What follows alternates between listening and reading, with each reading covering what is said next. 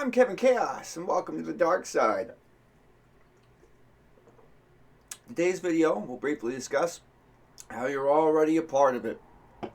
And yes, you are a cult member. But first, some good tunes.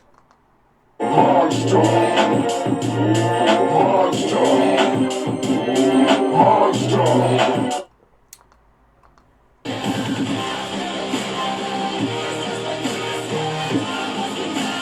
Feel like a monster.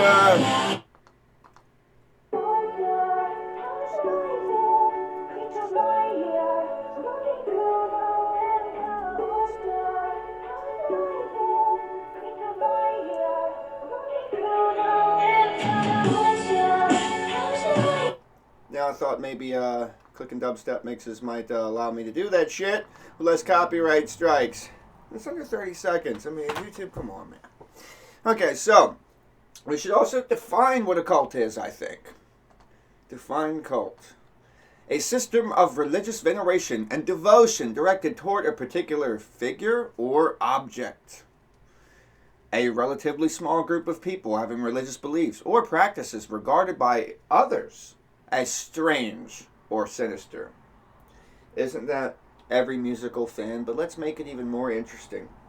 So I challenge you to say that you all serve my cult, whether you know it or not. That you all serve the same path as I do, the same beast that you would think you'd condemn aloud as I do. And we'll make a couple of examples of things not widely accepted that all have the same sort of spirit to them, as you will, complete with the artwork of pitchforks. We have Insane Clown Posse, Juggalos. Now, an interesting fact about most cults is you surrender your name and adopt a new name. Even in the Christianity cult, a new name is written for you in the book of life that only you and he knows. And the other way around, in the darker cults, we want you to know our name. Just the mere mention of us. Excuse me. Attention and focus is power. And attention and focus, just thinking of something, can summon that spirit. But let's not get too esoteric just yet. So we have the Juggalos to Insane Clown Posse, right? And interestingly, every gang, which you could argue that a gang is a dark force at work in the world, seem to have in common, it's a family. So why can't it be both? That should be the first question. I'm a Juggalo. I'm a gang member. Sorry. It is what it is. We should not have to sugarcoat shit. My gang can be better than your gang. Alright. So then we have Beliebers to Justin Bieber, who would visit a brothel. Ancient news, right? But nevertheless, just his character be known. His message to lull and enchant and charm your heartstrings. We know the arts, my friend. And what about his rant on racism? Is his parody talking about the N-word? Look into that. You can't even find the full version anymore. Or uncensored for that matter. To, let's see, Tech9 and his technicians using the ancient power sounds. Ah-ooh! Ah-ooh! Yeah, uh-huh. So what I'd like to point you out in this, Kiss Army to the Kiss fans, right? Is you're all serving the same thing. You follow Twisted, you're damn well following a demon cult.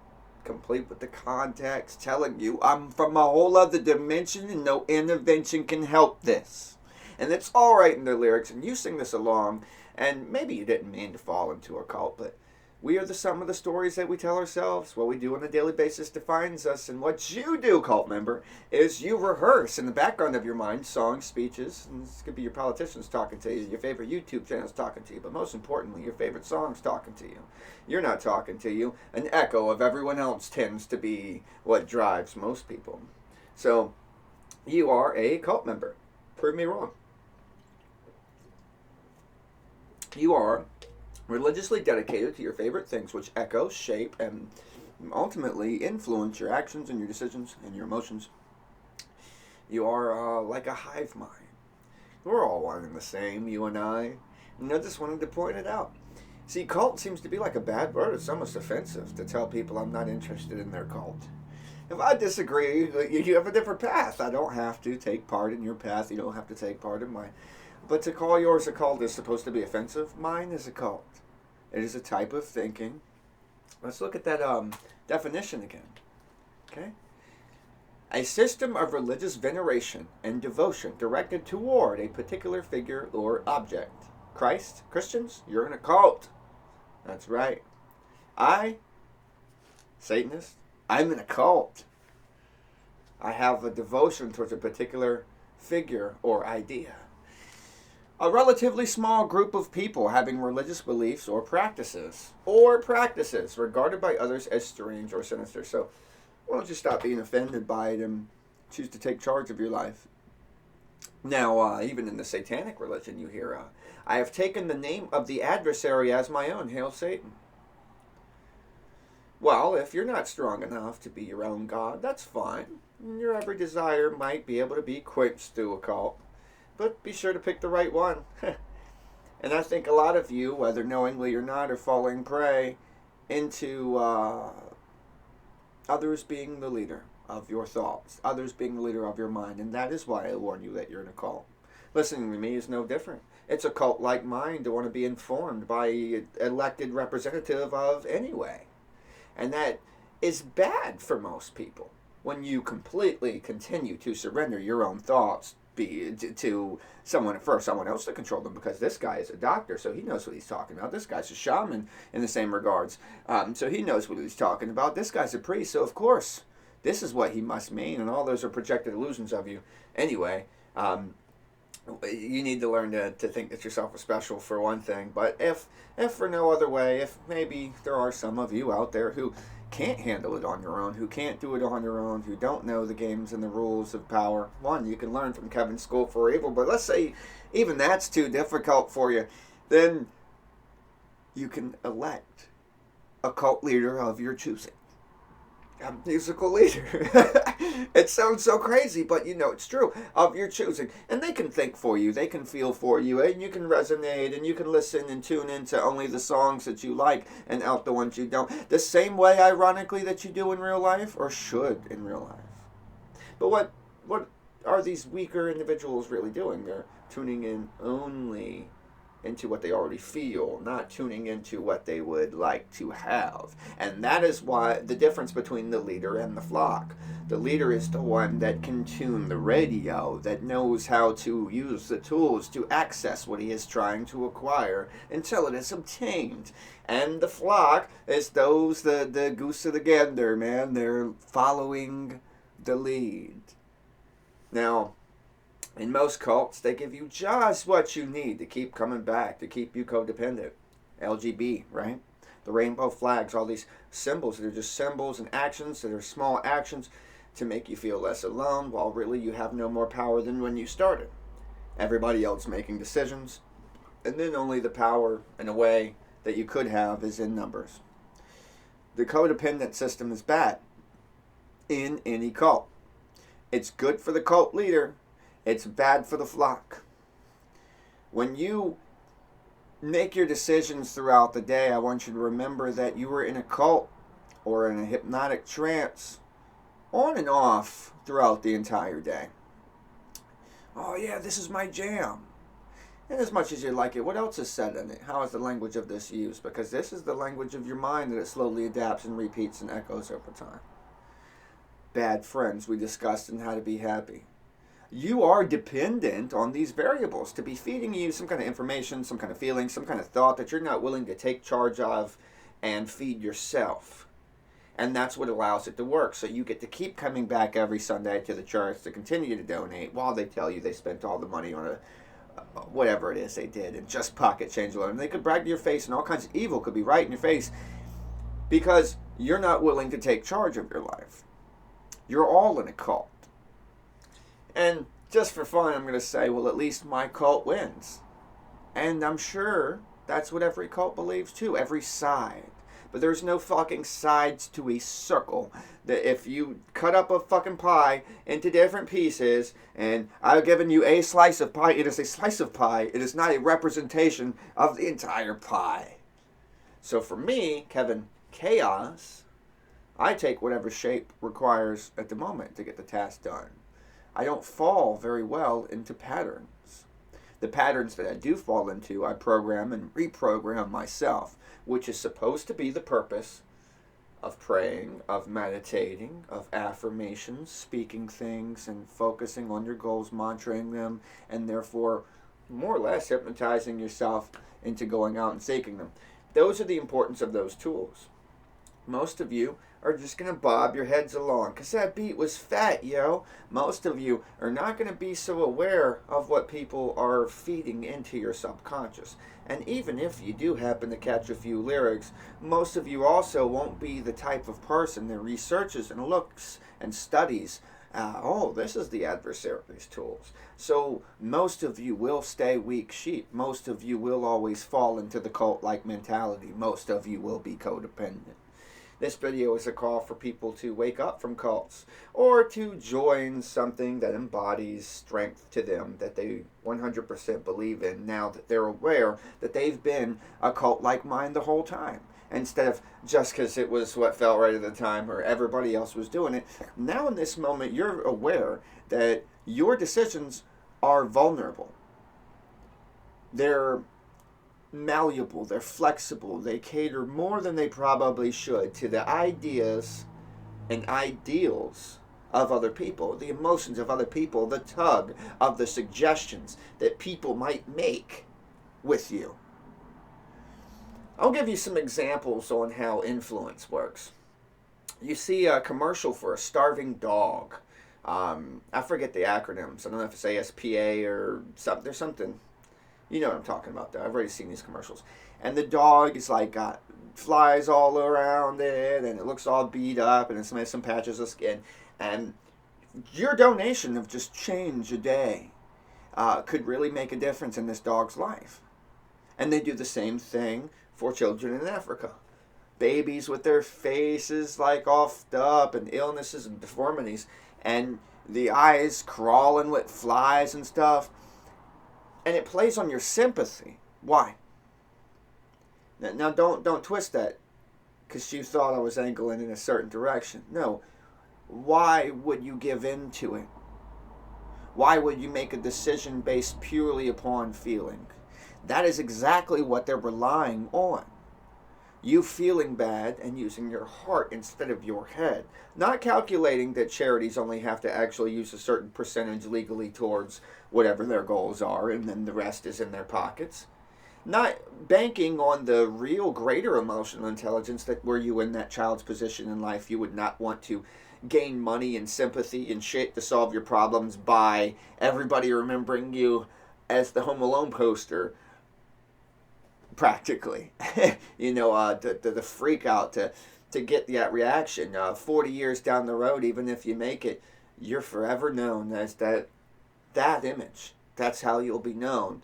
And I bet if you were that kid and smart enough to be able to make those decisions, that wouldn't be what you would want. If you were that dog, that wouldn't be what you would want.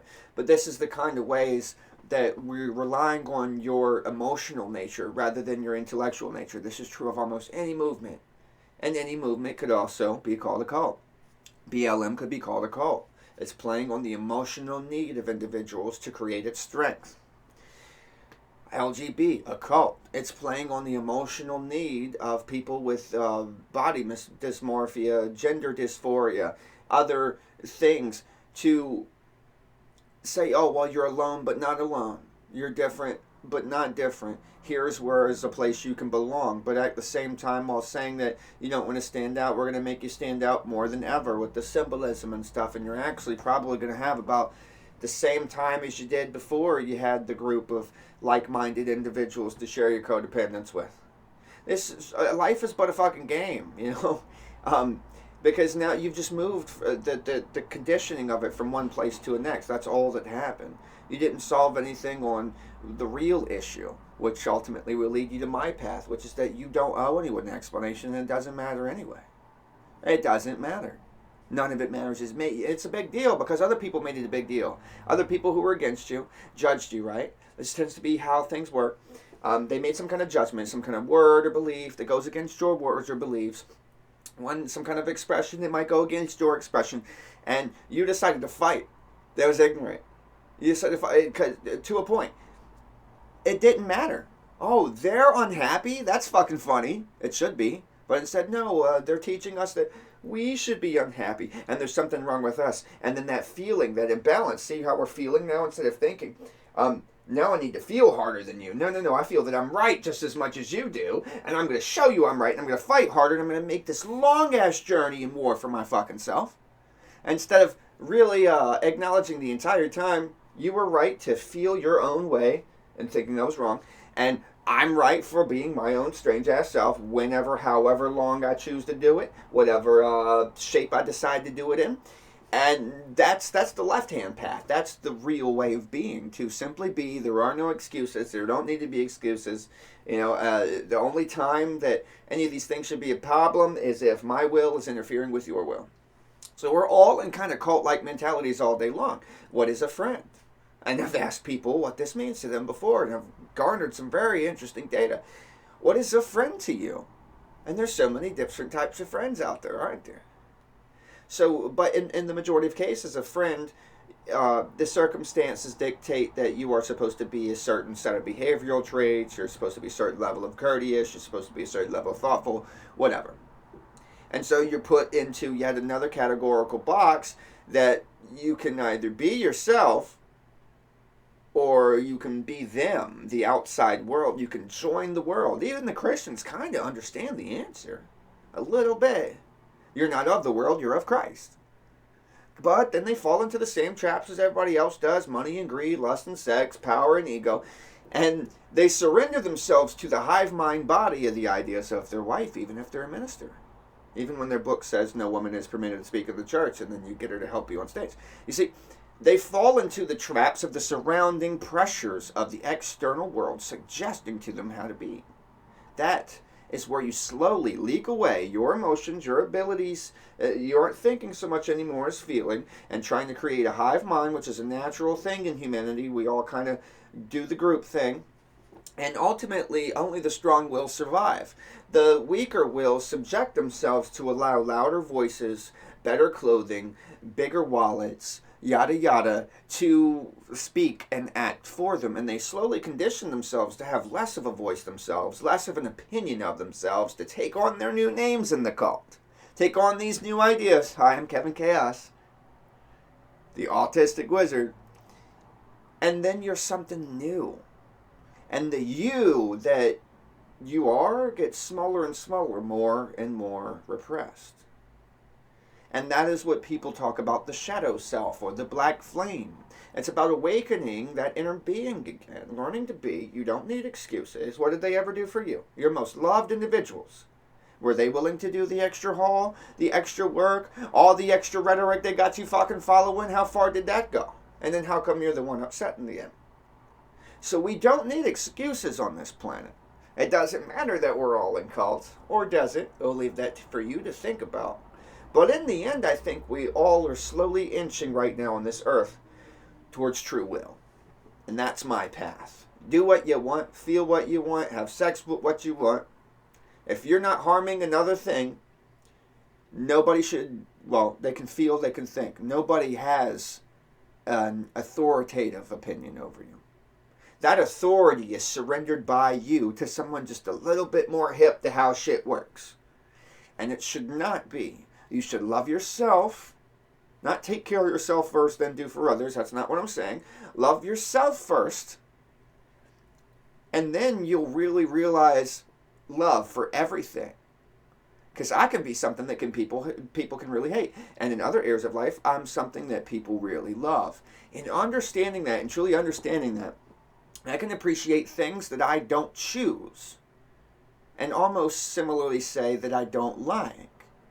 That the decisions that you make that I would not can be just as exciting and admirable and awesome and interesting to see as the choices that I would make that support my own beliefs.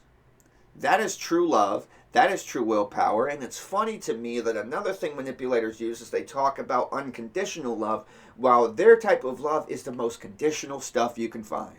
They only love you if you fit the category, if you fit the religion, if you fit these decisions, and if you change or waver in any way, somehow, their unconditional love transforms to something wrong with you. Isn't that fascinating?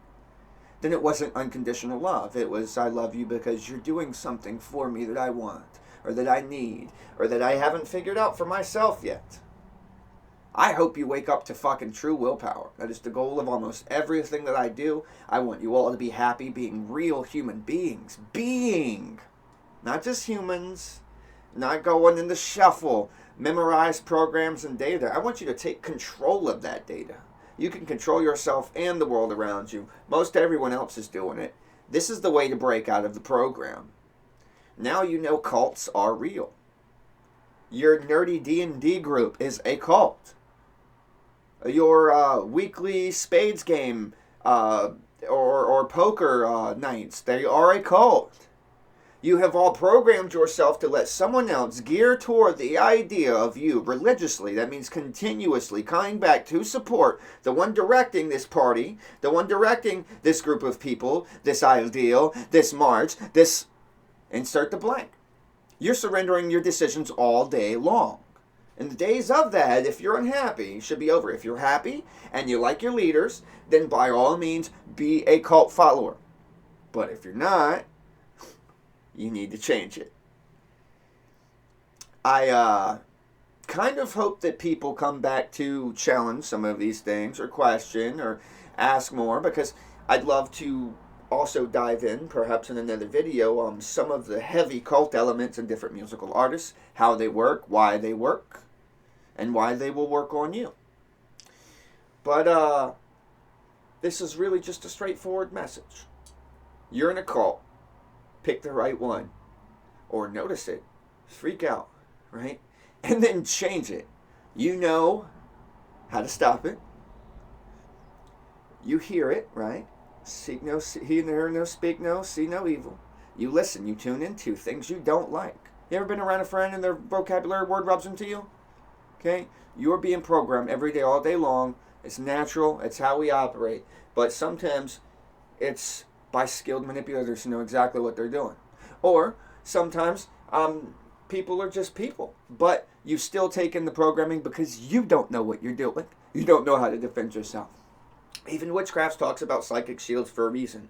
They have methods for their own consciousness to analyze and look at themselves and reposition and recategorize, recompartmentalize everything to where it needs to go. Instead of allowing just wishy-washy wherever the current takes us, as is the majority of how minds work. Discipline is very important.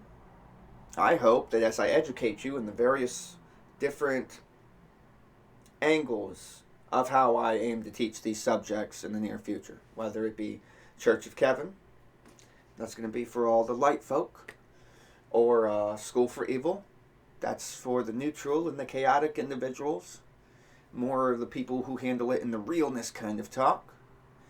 And then here's somewhere in the middle on this channel where it's kind of more human-oriented, more go with the flow, more geeky, a regular way that people interact instead of having to act toward one side or the other. I hope that you enjoy these messages. My name is Kevin Chaos. Be sure to check out kevinsportal.com, and if you're interested in music, mostly darker stuff, but there's some good gems in there from time to time that we create spontaneous songs every single day here on this YouTube channel, so subscribe and give a like if you're interested in seeing more of those. We also have roughly 1,300 subscribers, I think, on Rap Fame.